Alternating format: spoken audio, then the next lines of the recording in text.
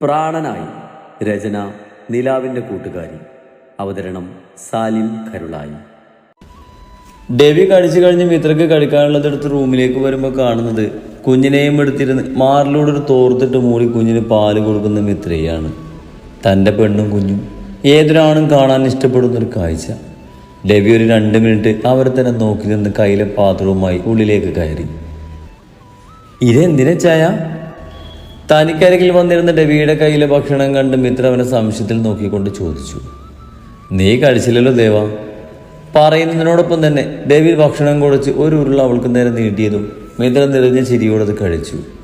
നല്ല വിശപ്പുണ്ടായതുകൊണ്ട് തന്നെ ഡെവി കൊണ്ടുവന്നത് മുഴുവൻ മിത്ര കഴിച്ചിരുന്നു.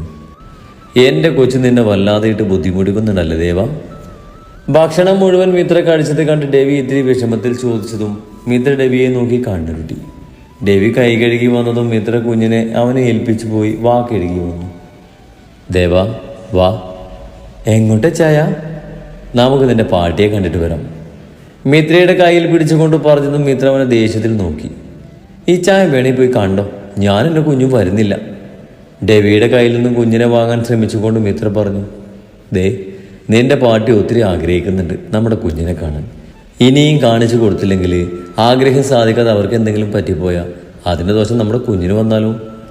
ഈ ചായൻ എന്തൊക്കെ പറഞ്ഞാലും വേണ്ട, പാട്ടി എൻ്റെ കുഞ്ഞിനെ കാണണ്ട. എന്തൊരു വാശ്യദേവ ഇത്! നിന്റെ പാട്ടി ഒരിക്കലും നിനക്കൊരു കുഞ്ഞിന് ജന്മം നൽകാൻ പറ്റില്ലെന്ന് പറഞ്ഞ് ഒത്തിരി പരിഹസിച്ച് വേദനിപ്പിച്ചതല്ലേ? അപ്പോൾ അവർ കാണട്ടെ നീ ജന്മം നൽകിയ നമ്മുടെ കുഞ്ഞിനെ. ഡെവി പറഞ്ഞത് കേട്ട് മിത്ര ഒന്ന് നിശബ്ദമായി ഡെവിയെ നോക്കി. കുഞ്ഞിനെ കാണിച്ചു കൊടുക്കുന്നതിലൂടെ തന്നെയാണ് അവർക്കുള്ള മറുപടി നമ്മൾ നൽകേണ്ടത്. വാ. അത് പറഞ്ഞ് ഡെവി അവളുടെ കൈയും പിടിച്ച് പാട്ടിയുടെ റൂമിലേക്ക് നടന്നതും ഒന്നും പറയാതെ മിത്ര നടന്നു. ഡെവി പറഞ്ഞത് ശരിയാണെങ്കിലും പാട്ടിയെ കാണാൻ പോകുന്നതിലുള്ള അസ്വസ്ഥത അവളിൽ നിറഞ്ഞു. തൻ്റെ കുഞ്ഞിനെ നെഞ്ചോട് ചേർത്ത് പിടിച്ച് ചാരി വെച്ച വാതിൽ തുറന്ന് മിത്രയുടെ കൈയും പിടിച്ച് ഡെവി റൂമിനകത്തേക്ക് കയറി. ബെഡിൽ കിടക്കുന്ന രൂപത്തെ കണ്ടതും ഇരുവരുടെയും കണ്ണുകൾ അവിശ്വസ്തയോടെ മിഴിഞ്ഞു. എല്ലും തോലുമായി കിടക്കുന്ന പാട്ടി പഴയ പാട്ടിയാണെന്ന് കണ്ടാൽ വിശ്വസിക്കില്ല. മിത്രക്കും ഡെവിക്കും ആദ്യം ഒരു അന്താളിപ്പ് തോന്നിയെങ്കിലും പിന്നെ കാര്യമായ ഭാവമാറ്റമൊന്നും തോന്നിയില്ല. ആരോ വന്നതറിഞ്ഞ് കണ്ണു തുറന്ന് നോക്കിയ പാട്ടി കാണുന്നത് മിത്രയെയും ഡെവിയെയുമാണ്. ഡെവിയുടെ കയ്യിലുള്ള കുഞ്ഞിനെ കണ്ടതും പാട്ടിയുടെ മുഖം വിടർന്നു. ആ കുഞ്ഞി മൂന്ന് കാണാനായി അവരുടെ ഉള്ളം തുടിച്ചു. എന്താണ് പാട്ടി, സുഖല്ലേ? ഭക്ഷണമൊന്നും കഴിച്ചില്ലേ? പാട്ടിയുടെ ബെഡിനടുത്തുള്ള ചെയറിൽ വന്നിരുന്നു കൊണ്ട് ഡെവി ചോദിച്ചു. ശരീരം തളർന്നതോടൊപ്പം തന്നെ പാട്ടിയുടെ നാവും തളർന്നു പോയിരുന്നു. ഇപ്പം ആൾക്ക് തീരെ സംസാരിക്കാൻ പറ്റില്ല. ഇന്ന് ഞങ്ങളുടെ കുഞ്ഞിന് നൂലുകെട്ടായിരുന്നു. പാടി കണ്ടിട്ടില്ലല്ലോ ഞങ്ങളുടെ കുഞ്ഞിനെ. ഇതാണ് നക്ഷത്ര ഇസബെല്ല ഡേവിഡ് എന്ന നിങ്ങൾ മച്ചിയെന്ന് വിളിച്ച് ആക്ഷേപിച്ചിരുന്ന എൻ്റെ ദേവ പ്രസവിച്ച ഞങ്ങളുടെ കുഞ്ഞ്. പാട്ടിക്കരികിലേക്ക് കുഞ്ഞിനെ പാട്ടിക്ക് കാണുന്ന രീതിയിൽ പിടിച്ചുകൊണ്ട് ഡേവിഡ് പറഞ്ഞതും മിത്ര പാട്ടിയെ തന്നെ നോക്കി ഡെവിയോട് ചേർന്ന് നിന്നു. ഡെവി പറഞ്ഞത് കേട്ട് പാട്ടിയോടുള്ള കുറ്റബോധം കൊണ്ട് വിങ്ങിയെങ്കിലും അവർ കണ്ണു നിറച്ച് ആ കണ്ണടച്ച് സുഖമായി കിടന്നുറങ്ങുന്ന കുഞ്ഞിക്കുടുക്കയെ നോക്കി നിന്നു. ഞാൻ അപ്പോഴേ പറഞ്ഞതല്ലേ എൻ്റെ ദേവ നിങ്ങൾ വിളിക്കും പോലെ മച്ചിയല്ലെന്ന്. ഇപ്പം മനസ്സിലായില്ലേ നിങ്ങൾക്ക്? ഈ ഒരു നിമിഷത്തിന് വേണ്ടിയാ ഞാൻ കാത്തിരുന്നത്. ഒരുപാട് തവണ നിങ്ങൾ ഈ പേര് പറഞ്ഞ് എൻ്റെ ദേവയെ വേദനിപ്പിച്ചു. അതിൻ്റെയൊക്കെ ശിക്ഷയാകും ഈ കിടപ്പ്. ഡെവി പറഞ്ഞത് കേട്ട് പാട്ടിയുടെ കണ്ണ് നിറഞ്ഞൊഴുകി. എന്നാൽ പറയും തോറും ഡെവിയുടെ ദേഷ്യം കൂടുകയാണെന്ന് മനസ്സിലാക്കിയ മിത്ര മതിയെന്ന രീതിയിൽ അവൻ്റെ കയ്യിൽ പിടിച്ചു. ഇരുവരെയും നോക്കി കണ്ണുകൾ കൊണ്ട് മാപ്പിരുന്ന് പാട്ടി കൈ പതിയെ ഉയർത്തി കുഞ്ഞാമ്പുലിനെ തൊടാനാഞ്ഞതും അതിനു മുമ്പ് ഡെവി കുഞ്ഞിനെ തന്നോട് ചേർത്തിരുത്തി. എൻ്റെ രക്തം ഈ കുഞ്ഞിൻ്റെ ദേഹത്തു കൂടെ ഒഴുകുന്നത്. അങ്ങനെയുള്ളപ്പോൾ ഈ കുഞ്ഞിനെ സ്പർശിച്ച് പാട്ടിയുടെ ദേഹം അശുദ്ധിയാക്കണ്ട. പുച്ഛത്തോടെ ഡെവി പറഞ്ഞത് കേട്ട് പാട്ടിയുടെ തല കുനിഞ്ഞു. ഈ ചായ വാ, മതി, പോകാം. ആ റൂമിൽ നിൽക്കുന്തോറും ഇത്രയ്ക്ക് ശ്വാസം മുട്ടും പോലെ തോന്നി. എങ്ങനെയെങ്കിലും പുറത്തു പോയാൽ മതിയെന്നായിരുന്നു അവൾക്ക്. അതുകൊണ്ട് തന്നെ ഡെവിയെ ഇനിയും സംസാരിക്കാൻ അനുവദിക്കാതെ മിത്ര പറഞ്ഞു. മിത്രയുടെ അവസ്ഥ മനസ്സിലാക്കിയതുപോലെ പിന്നെ ആ റൂമിൽ അധികം നിൽക്കാതെ പാട്ടിയോട് പറഞ്ഞ കുഞ്ഞിനെയും മിത്രയെയും കൂട്ടി പിടിയിലേക്ക് ഇറങ്ങി. എന്താ നിനക്ക് പാട്ടിയുടെ ഈ അവസ്ഥ കണ്ടിട്ട് സങ്കടം തോന്നുന്നുണ്ടോ? കുഞ്ഞിനെ ബേബി ബെഡിലേക്ക് കിടത്തി ബെഡിൽ വിഷമിച്ചിരിക്കുന്നവൾക്ക് അരികിലേക്ക് വന്നിരുന്നു കൊണ്ട് ഡെവി ചോദിച്ചു. അതൊന്നുമല്ല ചായ. ഡെവിയോട് ചേർന്നിരുന്ന അവൻ്റെ തോളിലേക്ക് തലചായ്ച്ചുകൊണ്ട് മിത്ര പറഞ്ഞു. പിന്നെന്താണ്? മൂടിക്കെട്ടി സങ്കടപ്പെട്ടിരിക്കുന്നവളെ ചേർത്ത് പിടിച്ചുകൊണ്ട് ഡേവിഡ് ചോദിച്ചു. പഴയതൊക്കെ ആലോചിച്ചപ്പോൾ വല്ലാത്ത വിഷമം തോന്നി. അതൊക്കെ ഓർക്കുന്നോറും പാട്ടിയുടെ ഈ അവസ്ഥ കണ്ടിട്ടും തെല്ലുപോലും സങ്കടമില്ല. ആ പോട്ടെ, സാരല്ല, കഴിഞ്ഞതൊന്നും ആലോചിച്ച് എൻ്റെ കൊച്ചിപ്പോൾ ഈ മനസ്സ് വിഷമിക്കണ്ട.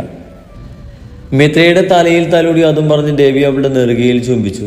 കൂടെ ഇരു കവിളിലും മധുരങ്ങൾ പതിപ്പിച്ച് രവി അടന്നു മാറാൻ ഒരുങ്ങുമ്പോഴാണ് ഡോറ് തുറന്ന് മിത്രയുടെ അമ്മ ഉള്ളിലേക്ക് വന്നത്. മിത്രയുടെ കവിളിൽ ചുംബിക്കുന്ന രവിയെയും അവനോട് ചേർന്നിരിക്കുന്ന മിത്രയെയും കണ്ടതും അവരവിടെ തന്നെ നിന്നു. ഞാൻ കുഞ്ഞിറങ്ങിയെന്ന് നോക്കാൻ വന്നതാ, എന്നാ ശരി. അത്രമാത്രം പറഞ്ഞ് മിത്രയുടെ അമ്മ ഡോർ ചാരി തിരികെ പോയി. പോകുന്ന പോക്കിൽ രവി കാണാതെ മിത്രയെ നോക്കി കണ്ണുരുട്ടാനും മോഹിനി മാറുന്നില്ല. അപ്പോഴേക്കും മാമ്പുൽ എണീറ്റ് കരച്ചിൽ തുടങ്ങിയിരുന്നു. അച്ചോടാ, അമ്മയുടെ കള്ളിപ്പണിന്റെ പൂച്ചിറക്കം കഴിഞ്ഞോ? മിത്രയുടെ ശബ്ദം കേട്ടതും മാമ്പലുവിന്റെ കരച്ചിൽ ഒന്നുകൂടെ കൂടിയതും മിത്ര രവിയിൽ നിന്നും മടന്നു മാറി വേഗം ബേബി ബെഡിൽ കിടന്ന കുഞ്ഞിനെ വാരിയെടുത്ത് നെഞ്ചോട് ചേർത്തു. തന്നെ എടുത്തെന്ന് മനസ്സിലായതും കുഞ്ഞിന്റെ കരച്ചിൽ നേർത്തു വന്നിരുന്നു. കുഞ്ഞിനെ ഉടുപ്പിച്ചു കൊടുത്ത കോട്ടൺ തുണിയിൽ മൂത്രം നനവ് കണ്ടതും മിത്ര ആ തുണി ഊരി മാറ്റി വേറൊന്ന് എടുത്തു കൊടുത്തു. അതൊക്കെ പിന്നെ ചെയ്യാൻ ദേവാ, ഇപ്പൊ പാല് കൊടുക്ക്, കുഞ്ഞിന് വിശക്കുന്നുണ്ടാവും. വിശന്ന് ചുണ്ടു നുണഞ്ഞ് മിത്രയുടെ നെഞ്ചിൽ മൂക്കിട്ടുരസുന്ന കുഞ്ഞിന്റെ ചുരുട്ടിപ്പിടിച്ച കുഞ്ഞിക്കൈയിൽ ചുംബിച്ചുകൊണ്ട് രവി പറഞ്ഞതും മിത്ര വേഗം കുഞ്ഞിനെ മാറോട് ചേർത്തു. ഇവിടെ ഇങ്ങനെയാണ്, ഒന്ന് മൂത്രം വെച്ചാൽ അപ്പ പാല് കിട്ടണം, ഇത്തിരി വൈകിയ പിന്നെ ചെവി കേൾക്കാൻ സമ്മതിക്കില്ല. ആർത്തിയോടെ വേഗത്തിൽ വലിച്ചു തുണഞ്ഞ് പാല് കുടിക്കുന്ന കുഞ്ഞിനെ നോക്കി ചിരിച്ച് രവിയുടെ തോളിൽ ചാരിയിരുന്നു കൊണ്ട് മിത്ര പറഞ്ഞു. ഈ പാല് മാത്രം കുടിച്ചാലേ വിശക്കാതിരിക്കില്ലല്ലോ. മിത്രയോടായി പറഞ്ഞ് രവി ഒന്ന് കുനിഞ്ഞ് വാത്സല്യത്തിൽ ആ കുഞ്ഞു കാലിൽ ചുംബിച്ചു. ദേവാ. രവിയുടെ നെഞ്ചോട് ചേർന്നിരുന്നു കൊണ്ട് മിത്രയൊന്ന് മൂളി. നീ ഹാപ്പിയാണ്? രവിയുടെ ചോദ്യം കേട്ടതും മിത്ര മുഖമുയർത്തി അവനെ നോക്കി. എന്താ ഇങ്ങനെ ചോദിക്കാൻ? എന്നെ കണ്ടിട്ട് മനസ്സിലാകുന്നില്ലേ ഞാനിപ്പോൾ ഒത്തിരി ഹാപ്പിയാണെന്ന്? എല്ലാം അയച്ചാനെ കിട്ടിയതുകൊണ്ടാണ്. ഒത്തിരി സ്നേഹിക്കുന്ന ഭർത്താവ്, സ്വന്തം പോലെ കണ്ട് സ്നേഹിക്കുന്ന ചങ്ക് പറിച്ചു തരുന്ന 2 അനിയന്മാരും നമ്മുടെ കുഞ്ഞും, അങ്ങനെ നല്ലൊരു കുടുംബം കിട്ടിയില്ലേ? നിറഞ്ഞ ചിരിയോട് അത് പറഞ്ഞ് മിത്ര രവിയുടെ കവിളിൽ അമർത്തി ചുംബിച്ചു.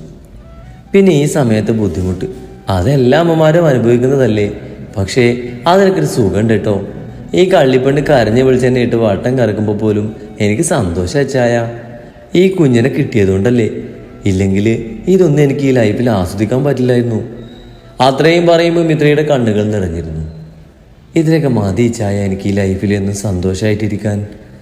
അത്രമാത്രം പറഞ്ഞ് മിത്ര തല ഇത്തിരി പൊന്തിച്ച് രവിയുടെ അതിരങ്ങളിൽ അമർത്തി ചുംബിച്ചു. പിൻവാങ്ങാൻ ഒരുങ്ങിയതും രവി മിത്രയെ ചേർത്ത് പിടിച്ച് അവളുടെ ഇടുപ്പിൽ പിടിമുറുക്കി മിത്രയെ തന്നോട് ചേർത്ത് പിടിച്ച് അവളുടെ അതിരങ്ങൾ നുണഞ്ഞതും മിത്രയും നീങ്ങി രവിയോട് കൂടുതൽ ചേർന്നിരുന്നു.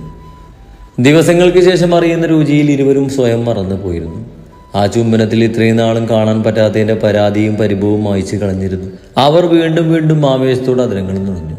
പെട്ടെന്നാണ് പാല് കുടിച്ചിരുന്ന ആമ്പലൊന്ന് ചിണുങ്ങിയത്.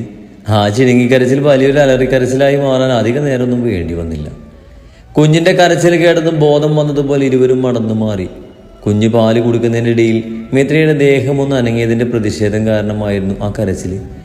കുറച്ചു നേരം പതിയെ എടുത്ത് നടന്ന് തട്ടിക്കൊടുത്തപ്പോഴാണ് കുഞ്ഞുപെണ്ണിന്റെ ആ കരച്ചിലൊന്ന് അടങ്ങിയത്. ദേവ, ഞാനിറങ്ങാം. മിത്ര വീണ്ടും പാല് കുടിച്ചിറങ്ങിയ കുഞ്ഞിനെ തൊട്ടിലേക്ക് കിടത്തി വന്നതും രവി ബെഡിൽ നിന്ന് എഴുന്നേറ്റ് കൊണ്ട് അവളോട് പറഞ്ഞു. എന്തിനാ ചായ ഇപ്പൊ പോകുന്നത്? കുറച്ച് കഴിഞ്ഞിട്ട് പോകാം.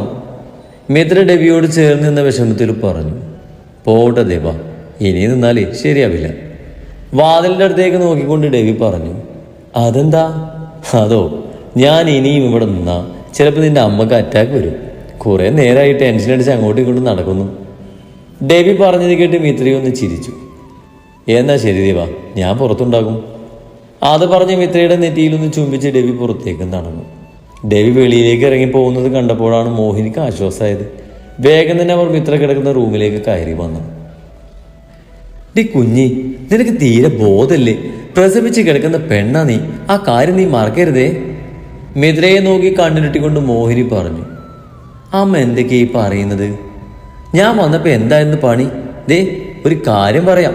കുഞ്ഞ് ചെറുതാണ്, ഈ സമയം ഒന്നിച്ചിരിക്കാനൊന്നും പാടില്ല. എൻ്റെ അമ്മേ, ഒരു ഉമ്മ വെച്ചതിനാണ് ഇങ്ങനെയൊക്കെ പറയുന്നത്. പിന്നെ ഇത്രയും നേരം എന്തായിരുന്നു പണി? ഇനി ഇങ്ങനെയൊന്നും ഉണ്ടാകരുത്. പിന്നെ എൻ്റെ കുഞ്ഞിന് 3 വയസ്സായിട്ട് മതി അടുത്തത്. മിത്രയെ തറപ്പിച്ച് നോക്കി അത്രയും പറഞ്ഞ് മോഹിനി പുറത്തേക്ക് പോയതും മിത്ര വാതിലൊന്നിരുന്നു. വാതിലിൻ്റെ അടുത്ത് നിന്നൊരു അടക്കിച്ചിരി കേട്ട് നോക്കിയ മിത്ര കാണുന്നത് തന്നെ കളിയാക്കി ചിരിക്കുന്ന രാധവിനെയാണ്. നീ വല്ലാതെ ചിരിക്കണ്ടട്ടോ. രാധവിന്റെ ചിരി കണ്ടതും ചുണ്ടു കൂർപ്പിച്ചുകൊണ്ട് മിത്ര പറഞ്ഞു. ഓ, ചിരിക്കുന്നില്ല, പക്ഷേ നിന്റെ അമ്മ പറഞ്ഞൊന്നും മറക്കണ്ടട്ടോ. ഓ, ഉപദേശിക്കാൻ പറ്റിയ ഒരാള്. നിന്റെ ഏതേലും കുഞ്ഞിന് 3 വയസ്സ് തികഞ്ഞിട്ടൊടി. നിന്റെ ചെറുതിനെ 2 വയസ്സ് പോലും ആയിട്ടില്ല. അപ്പോഴേക്ക് നിനക്കിപ്പം 5 മാസമായി. എന്നിട്ട് അവളാ എന്നെ ഉപദേശിക്കാൻ വരുന്നത്. മിത്ര പറഞ്ഞതും രാധ അവളെ നോക്കി പല്ലടിച്ച് കാണിച്ച് തൊട്ടിലിനരികിലേക്ക് വന്ന് ഒന്ന് കുനിഞ്ഞ് കുഞ്ഞാമ്പോലിന്റെ നെറ്റിയിൽ സ്നേഹത്തോടെ ചുംബിച്ചു. എടി, ഞങ്ങൾ ഇറങ്ങാട്ടോ, ഇനി പിന്നെ വരാം. മിത്രക്കരികിലേക്ക് വന്ന് അവളുടെ കൈ പിടിച്ചുകൊണ്ട് രാധ പറഞ്ഞു. എന്തിനാടി ഇപ്പൊ തന്നെ പോകുന്നത്? കുറച്ചുകൂടെ കഴിഞ്ഞിട്ട് പോകാം. പോവട്ടെ, കിച്ചുവും കേശുവും അമ്മയും അച്ഛനായിട്ട് വാശം കെടുത്തിട്ടുണ്ടാവും. അതുമല്ല, ഇനി നിന്നാലേ കണ്ണ് സ്കൂളിട്ട് വരുമ്പോഴേക്ക് എത്താൻ പറ്റില്ല. രാധു പറഞ്ഞത് കേട്ട് മിത്ര പിന്നെ അവളെ കൂടുതൽ നിർബന്ധിക്കാൻ നിന്നില്ല. രാധുവും ധ്യാനും പോയി കുറെ കഴിഞ്ഞാറിയാൽ ഡെവിയും അപ്പച്ചനും കുഞ്ഞുട്ടിനും ഡാനിയും ജൂലിയൊക്കെ പോയത്. ഉറക്കം കഴിഞ്ഞ് എഴുന്നേറ്റ ആമ്പലും അവരെല്ലാം പോകുവോളം അവരുടെ കയ്യിൽ തന്നെയായിരുന്നു. ദിവസങ്ങൾ വീണ്ടും ഓടിപ്പോയി. ഡെവി മിത്രയെയും കുഞ്ഞിനെയും കാണാൻ വരുമെങ്കിലും മിത്രയോട് അധികം ഒന്നും സംസാരിക്കാൻ പറ്റിയിരുന്നില്ല. പ്രസവ പരിചരണമൊക്കെ കഴിഞ്ഞപ്പോഴേക്കും മിത്ര ഒന്നുകൂടെ വെളുത്ത് തുടുത്ത് സുന്ദരിയായിരുന്നു. ആദ്യത്തെ കരച്ചിലൊക്കെ മാറി ആമ്പല് ചിരിയും കളിയൊക്കെ തുടങ്ങിയിരുന്നു. അതുപോലെ മിത്രയുടെ ഏട്ടൻ്റെ മക്കളുടെ ശബ്ദം കേട്ടാൽ പിന്നെ അവരടുത്ത് വന്നില്ലെങ്കിൽ പെണ്ണ് കള്ളക്കരച്ചിൽ തുടങ്ങും. ദിവസങ്ങൾ പോകുന്തോറും ആമ്പലും ആ വീട്ടിലെല്ലാവരുടെയും പ്രിയങ്കരിയും ചെല്ലക്കുട്ടിയായിരുന്നു. മിത്രയുടെ അച്ഛനും ഏട്ടന്മാരും വൈകുന്നേരം ജോലി കഴിഞ്ഞ് വന്ന ആമ്പൽ ഉറങ്ങുന്നത് വരെ അവരുടെയൊക്കെ അടുത്താകും. ഉറങ്ങാൻ ആൾക്ക് മിത്ര തന്നെ വേണം. എത്രയൊക്കെ ആയാലും ആളൊരു അമ്മ കൊച്ചാണ്. അന്ന് കുഞ്ഞിനെ കാണിച്ചു കൊടുത്തതല്ലാതെ പിന്നെ പാട്ടി ആമ്പലുവിനെ കണ്ടിട്ടില്ലായിരുന്നു. ഇന്നാണ് 90 കഴിഞ്ഞ് മിത്രയും കുഞ്ഞും കുരിശുമുറ്റത്തേക്ക് പോകുന്നത്. കുഞ്ഞിനും മിത്രയ്ക്കുള്ള ഡ്രസ്സ് ഡെവി വാങ്ങിക്കൊടുത്തിരുന്നു. ഡെവി വാങ്ങിക്കൊടുത്ത പുത്തൻ പട്ടുസാരി കൊടുത്ത് മിത്ര റെഡിയായി വന്നപ്പോഴേക്കും എല്ലാവരും കൂടെ ആമ്പലുവിന് ഡ്രസ്സൊക്കെ ഇട്ടുകൊടുത്ത് പൊട്ടു തൊടിയിച്ച് കണ്ണെഴുതി കൊടുത്തും ഉള്ള ആഭരണങ്ങളൊക്കെ ഇട്ടുകൊടുത്തും കൊച്ചിനെ സുന്ദരിയാക്കിയിരുന്നു. ആമ്പല് ചിരിയും കളിയും ആളുകളെയും ശബ്ദമൊക്കെ തിരിച്ചറിയാൻ തുടങ്ങിയത് കൊണ്ട് തന്നെ എല്ലാവർക്കും കുഞ്ഞു പോകുന്നതിൽ വളരെ സങ്കടമായിരുന്നു. പിള്ളേർ സെറ്റൊക്കെ കരച്ചിൽ തുടങ്ങിയിരുന്നു. ഡെവിയും ഐസക്കും കുഞ്ഞുകൊണ്ടുമായിരുന്നു അവരെ കൊണ്ടുപോകാൻ വന്നത്. എല്ലാവരും മാറി മാറി കുഞ്ഞിനെ എടുക്കുന്നതും കരഞ്ഞുകൊണ്ട് ഉമ്മ വെക്കുന്നതും ഒക്കെ കണ്ടപ്പോൾ മിത്രയെയും കുഞ്ഞിനെയും തങ്ങൾക്കൊപ്പം വിടാതെ ഇനിയും ഇവിടെ നിർത്തുമോ എന്ന ഭയം ഡെവിയിൽ നിറഞ്ഞു. മിത്രയുടെ ഏട്ടത്തി കുഞ്ഞിനെ ടർക്കിയിട്ട് കൊടുത്ത് കുഞ്ഞിനെ അവളെ ഏൽപ്പിച്ചപ്പോഴാണ് ഡെവിക്ക് ആശ്വാസമായത്. കുഞ്ഞിനെ അവിടെയാക്കി പോരാനുള്ള മനക്കെട്ടിയൊന്നും ആർക്കും ഇല്ലാത്തത് കൊണ്ട് അവരവിടെയാക്കി കൊടുക്കാൻ അയ്യരും മോഹിനിയുമാണ് കൂടെ പോയത്. അവർ രണ്ടുപേരും അയ്യരുടെ കാറിലായിരുന്നു കുരിശുമുറ്റത്തേക്ക് പോയത്. മിത്രയും കുഞ്ഞും കുരിശുമുറ്റത്തെത്തുമ്പോൾ അവരെ സ്വീകരിക്കാനെന്ന് പറഞ്ഞ ഡാനിയും ജൂലിയും ഉമ്മറത്ത് തന്നെ ഉണ്ടായിരുന്നു. രണ്ടുപേരെയും കണ്ണേറും കരുനാക്ക കുടിഞ്ഞു കൊടുത്തതുമെല്ലാം ഡാനിയായിരുന്നു. പുതിയ കുഞ്ഞതിഥി വരുന്ന സന്തോഷത്തിൽ വീടെല്ലാം മനോഹരമായി അലങ്കരിച്ചിരുന്നു. മെഴുകുതിരി കത്തിച്ചു വെച്ച കർത്താവിന്റെ രൂപത്തിനും ഡെവിയുടെ അമ്മച്ചിയുടെ ഫോട്ടോക്ക് മുമ്പിലും കുഞ്ഞിനെ കൊണ്ടുപോയി പ്രാർത്ഥിച്ചു. അവര് വരുന്നതിനോടനുബന്ധിച്ച് വിഭവസമൃദ്ധമായ സദ്യ തന്നെ ഒരുക്കിയിരുന്നു. ഭക്ഷണമൊക്കെ കടിച്ചു കഴിഞ്ഞതിന് ശേഷമാണ് മിത്രയുടെ അച്ഛനും അമ്മയും പോയത്. കുഞ്ഞി, പറഞ്ഞു തന്നതൊക്കെ ഓർമ്മയുണ്ടല്ലോ. ഇനി മുതലേ 2 പേര് റൂമിൽ ശ്രദ്ധിക്കണം. ആമ്പല് കുഞ്ഞ് ചെറുതാണ്, ആ ബോധം എപ്പോഴും ഉണ്ടാകണേ. മതിവരാതെ ആമ്പലുവിനടുത്ത് ചുംബിച്ച് കുഞ്ഞിനെ തിരികെ മിത്രക്ക് കൊടുത്ത് നിറഞ്ഞ കണ്ണുകൾ തുടച്ചുകൊണ്ട് പതിയെ മോഹിനി മിത്രയോട് പറഞ്ഞു. ഈ അമ്മ ഇതിങ്ങനെ എപ്പോഴും പറയണമെന്നില്ല, എനിക്കറിയാം. ആമ്പലുവിനെ വാങ്ങി തോളിൽ കിടത്തിക്കൊണ്ട് മിത്ര പറഞ്ഞു. എനിക്കൊരു സമാധാനമല്ല, അതാ പറഞ്ഞത്. എൻ്റെ അമ്മേ, അമ്മ സമാധാനമായിട്ട് പോയിട്ട് വാ. മിത്ര പറഞ്ഞത് കേട്ടൊന്ന് അമർത്തി മോളി മിത്രയുടെ തോളിൽ കിടക്കുന്ന കുഞ്ഞിന്റെ നെറുകയിലൊന്ന് മുത്തി എല്ലാവരോടും ഒരിക്കൽ കൂടെ യാത്ര പറഞ്ഞ് മോഹിനി കാറിൽ കയറി.